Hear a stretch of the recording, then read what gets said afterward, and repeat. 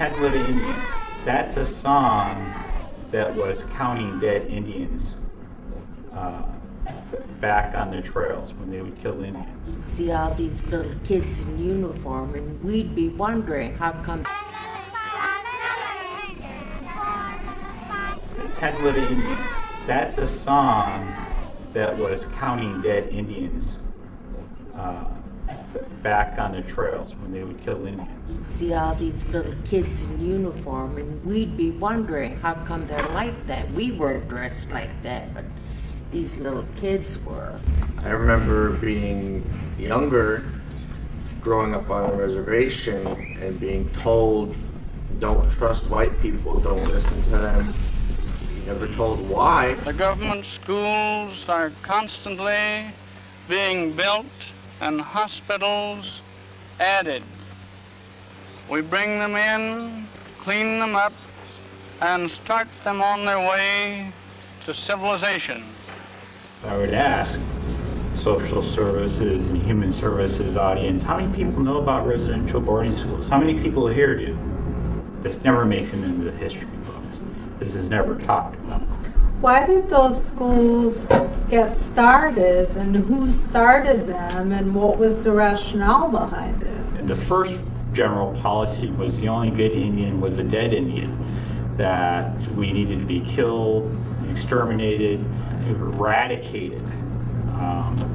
Once they realized that's a little bit more difficult to do, is to have mass genocide of a population, the policies changed from killing to killing the Indian and saving the man. There's a General Pratt who was well famous and documented for using those words to kill the Indian and save the man, and that we are subhuman and that our ways are savage and we need to be civilized. Well, and the governments in Canada and the United States followed that policy up until the 1980s in one form or another. There is a boarding school far, far away where we get mush and milk 3 times a day. Oh, how the huskies run when they hear their dinner bell. Oh, how the huskies run 3 times a day. Like I say, I went to the mush hall when I was 4 years old. I was there for 9 years, and once in a while we'd come home in summertime, but not all the time. When the counselors came and told my dad that he couldn't raise us properly, we were at the mush hole 1 week and our heads were full of bugs. Well, there's a lot of sad times, but I mean, like, I didn't get like angry and have any resentment until after I got out. Because I didn't know, like, from 5.5 to 16, they would just thought it was just like a normal upbringing. Like, to not have no parents and stuff like that. Right. So that's, and after I got out, and then they thought, well, this is the way they were supposed to be treating us. I think my mother couldn't take care of us because our father was into alcohol. Me and my sister, we started there in 1945. I was 5 years old at the time. We had all our hair cut off. We were made baldies. We were really bald. And that wasn't a very good feeling to have. And they used to call us mush hole baldies. That's what the kids on a reserve used to call us. Oh, we can go in now. I mean, this is gonna take like all day, eh? Jeez.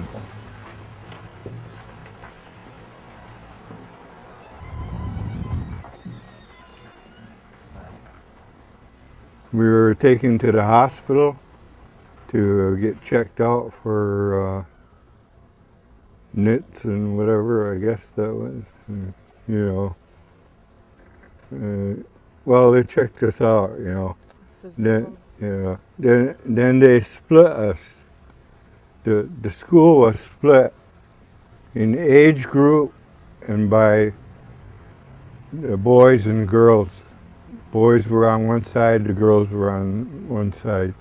And they went from the lower age up to high school level. My mom was gonna walk out here and go to the store, and at 5.5, my sister tells me that I grabbed my mom's leg, and you know, of course we were all just crying. The whole four of us were just crying, like, you know, because my mom was going to leave us here. So I grabbed my mom's leg and well, crying and that, and just kind of like hollering like, "Ma, don't leave me," like, you know. So, but anyway, like while that was going on, like the supervisor came over and just kind of grabbed me and took me off my mom's leg, and then my mom just walked out, and I never seen her for those 10 years that I was here. She never come to see me once. I don't know why. He took my brother away to where he was supposed to stay, and my sister, she just went on her own. I was with most of the 4 and 5-year-olds. We didn't go to school because we were too young. Yet, through the agencies of the government, they are being rapidly brought from their state of comparative savagery and barbarism to one of civilization. When we used our language, at that young age too, you know, we were just learning. So they used to wash our mouth out with soap. They would take the whole bunch of us and march us to the shower, coal shower, and they'd throw us in there and beat us along the way. And that was a routine thing, I guess, I don't know. But that taught us, you know. They'd throw us in this dark press room where they kept all our Sunday go-to-meeting clothes, and they'd throw Rosemary and I in there and tell us the rats were going to get us. But I didn't know then why I was being thrown in there, and I used to wonder, what did I do? And I would cry, and Rosemary would cry, and we cried and cried for hours in there, not knowing why we were in there. And they'd take us out, and when I did get to learn a little bit of English, I knew then they were throwing us in there because we wouldn't speak English. And I must have been stubborn right from the day I was born, because I thought to myself, I'll never speak English either. You want me to speak English? I won't speak English. So I didn't speak at all for 2 whole years, because I figured if I spoke Indian, I'd get a licking. And if I spoke English, then it would be against everything that I stood for. And so I didn't speak at all. But today they all speak English, and some have taken business courses, home economics, and other higher training. Took us into another room down there, and maybe down in the playroom. We took all our clothes off, and we put the clothes of the school on. Yeah, and they give us a number.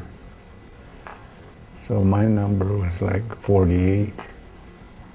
and my brother was 36. My family was the state-run institute, and the nickname for the Thomas Indian School is Salem. And Salem was derived from asylum. And you know what an asylum is. It's for crazy people. So we were thought of as being crazy, I guess. They were just considered bad people, bad children, but they weren't bad children, okay? They were placed there for so many different reasons, but not because of any kind of delinquency on their part.